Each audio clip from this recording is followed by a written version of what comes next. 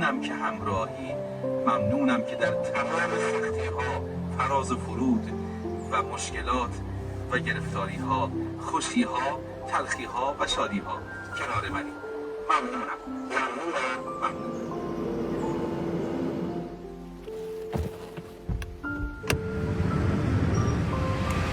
من رسیدم، منتظرم بهار خانومم برسه و با هم دیگه بریم کاخ نیاوران. آقا این درسته که منو نیم ساعت کاشته اینجا بعد نمیاد؟ آخه اصلا این درستی زدم با یکی قرار میذاره دیر کنه. خجالت هم نمیکشه.